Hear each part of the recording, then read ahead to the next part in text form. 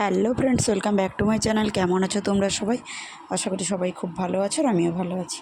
এই যে আমাকে আর তোমাদের দাদাভাইকে মোটামুটি নতুন ড্রেসে দেখে বুঝতেই পারছো যে আমরা কোথাও বেরিয়েছি। হ্যাঁ, ঠিকই তো বলেছো তোমরা, আমরা কোথাও বেরিয়েছি। দেখতেই পাচ্ছ বাড়িতেও চেপে গেছি। তো আমরা যাচ্ছি হচ্ছে টলিগঞ্জ বাড়ি। কার বাড়ি বলো তো? জাস্ট একজন মেসোর বাড়ি, ঠিক আছে। আর আমরা বেরিয়েছিলাম এটা শনিবার বিকেল নাগাদ। আর বিকেলে বৃষ্টির পরে রোদটা এত সুন্দর লাগছিল। তো আমরা হচ্ছে এসে ফার্স্ট বাবার বাড়িতে পৌঁছেছিলাম। এই যে দেখতেই পাচ্ছ, এসে মোটামুটি বসে গেছি আমরা খাওয়া দাওয়া করতে। ওখান থেকে বাবা মা যাবে, তাই ওদের নিয়ে বেরোবো বলে সাথে এখানেই ঢুকে গেছিলাম। আর আসার সময় দেখতেই পেলে আমার ছেলের সঙ্গে ছিল না, কারণ ও সকালবেলা তার বাবার সঙ্গে চলে এসেছিলো তার মামার বাড়িতে। আর এই যে বাবা এখন মুড়ি খেয়ে নিচ্ছে, তারপরে আমরাও চা খেয়ে নিচ্ছি। খাওয়া দাওয়া শেষ করে মোটামুটি বেরাবো। তো খাওয়া দাওয়া শেষ করে তো চলে গেছিলাম। আর ওখানে কিন্তু এতটা কীর্তন মাইক এসব এতটা আওয়াজ হচ্ছিল, বা আমিও সেভাবে না ভিডিও করতে পারিনি। ওখানে যদি ফোনটা বের করি তাহলে আমার ছেলে পাগল করে দেবে, ওই জন্য বের করা হয়নি আর ভিডিও নেওয়া। তো পরের দিন মানে সকালবেলা হচ্ছে আমরা গেছিলাম চন্দনেশ্বর। আর এই যে দেখতেই পেলে বেরিয়ে পড়েছি, তোমাদের দাদাভাই টুকটাক ব্যাগগুলো ছিল ওগুলো গাড়িতে নিয়ে যাচ্ছে। আর এই যে ভাই বোন মিলে একটু দাঁড়িয়ে গেছে সাজুগুজু করে, ওদের একটু ভিডিও করে দিয়েছিলাম। তারপরে এই যে বাড়ির সামনে মানে গেটের দিকটাই ছিল আমাদের গাড়িটা।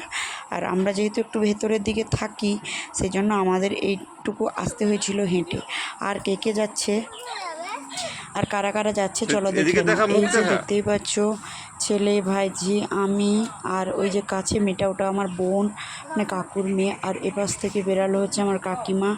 আর ওই দিকে দূরে আমার মাকে দেখা যাচ্ছে। আর কে যাচ্ছে সেটাও তোমাদের সঙ্গে দেখতে থাকো, শেয়ার করছি। তো এদিকে তোমাদের দাদাভাই এসে গাড়িতে ব্যাগগুলো ঢুকিয়ে নিয়েছে। আর আমি মোটামুটি বেরিয়ে পড়ছি। তোমাদেরকে জাস্ট বলছিলাম যে দেখো বন্ধুরা, আমরা বেরিয়ে পড়েছি সকাল সকাল। আর শ্রাবণ মাসের সোমবার, তো কোথায় যাচ্ছি না যাচ্ছি সবটাই তোমরা বুঝতে পারছো। এগুলোই তোমাদের সঙ্গে বলছিলাম, কিন্তু এত এখানে চিৎকার চেঁচামেচি হচ্ছিল যে ভয়েসটা ক্লিয়ার আসেনি, ওই জন্য ভয়েসটা মিউট করতে বাধ্য হয়েছি।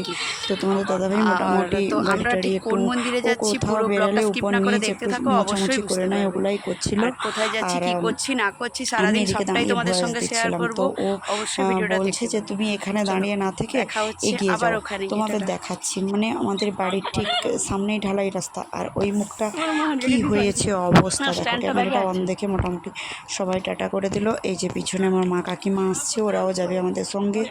আর এই যে দেখো বাবা যাবে, কাকু অ্যাকচুয়ালি আমাদেরকে রাস্তার উপর এগিয়ে দিতে আসছে। আর কি অবস্থা দেখো, এখানে গাড়িটা বের করতে বা গাড়িটা ঢোকাতে এত প্রবলেম হয়, কিন্তু করার কিছু নেই। যাই হোক, আমরা মোটামুটি 7টার দিকে বেরিয়ে পড়েছিলাম বাড়ি থেকে। আর সেভাবে বিশেষ কিছু আমরা খাওয়া দাওয়াও সকালবেলা করিনি, চাটা খেয়েছিলাম।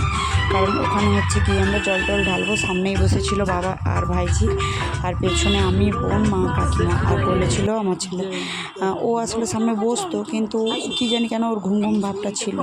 মানে ওদেরকে তুলে দিয়েছিলাম প্রায় 5টার দিকে, ওই জন্যই হয়তো। তারপরে মোটামুটি কথা বলতে বলতে আমরা পৌঁছে গেছি। গাড়ি পার্ক করে দিয়ে এই যে মন্দিরের ভিতরে ঢুকে গেছি। এখানে আমাদের খুঁটিনাটি অনেক কিছু মানত ছিল, যেমন দণ্ডি কাটা, জল ঢালা, পুজো দেওয়া। আর সবটা কিন্তু তোমাদের সঙ্গে শেয়ার করতে পারলাম না, সো সরি। কারণ আমার ক্যামেরা ধরে দেওয়ার লোক ছিল না, সবাই আমরা একই কাজে বসে পড়েছিলাম। তো জল, ভোগ আর দণ্ডি কাটার সময় তো কোনোভাবেই ক্যামেরা ধরে দেওয়া মানে সম্ভব ছিল না, তাই জন্য আর শেয়ার করতে পারিনি। তো ওখানে মোটামুটি পুজো দেওয়া হয়ে গেছিলো আমাদের প্রায় 12টা নাগাদ। পুজো দেওয়ার পরে আমরা একটা মোটামুটি হোটেল, নিরামিষ হোটেল খুঁজে খাওয়া দাওয়া করে চলে এসেছিলাম দীঘাতে।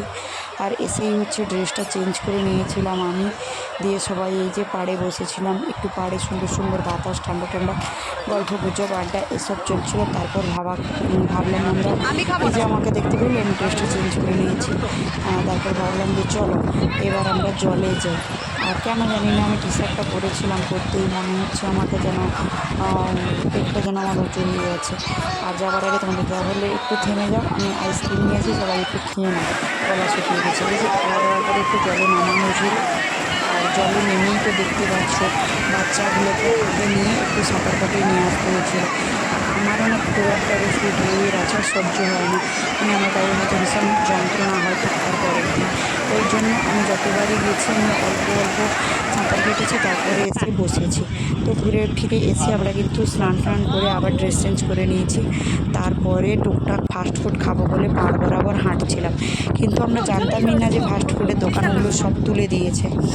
তারপর অনেক খোঁজাখুঁজির পরে হচ্ছে গিয়ে তোমাদের দাদাভাই দূরে একটা জায়গায় দেখতে পেলো হচ্ছে পেয়ারার চাট। এই যে পেয়ারার চাট কিনে নিয়ে এসেছিলো, আর এইগুলোই আমরা খেয়েছিলাম। যেহেতু সেদিন আমাদের নিরামিষ ছিল, তো নিরামিষ ঝালমুড়ি তোমাদের দাদাভাই বানিয়ে এনেছিল। ওই অনেকটা দূরে লুকিয়ে ওই যে একটা দাদাভাই বিক্রি করছিল একটাই, ওই জন্য ওর কাছে ভিড় দেখেছো। আর এই যে বুড়ির চুল বিক্রি হচ্ছে, এগুলো তো বাচ্চারা দেখলে খেতেই ছাড়বে না, তো আমার ছেলে আমার ভাইঝি এরা খেয়েছিল। আর একটু তোমাদের সঙ্গে শেয়ার করলাম, ঠিক 5টা নাগাদ সমুদ্রের পাড়ে আমরা বসেছিলাম, আর আকাশে কালো মেঘ ছিল, মানে ওয়েদারটা জাস্ট জাস্ট ওয়াও লাগছিল, কি বলবো।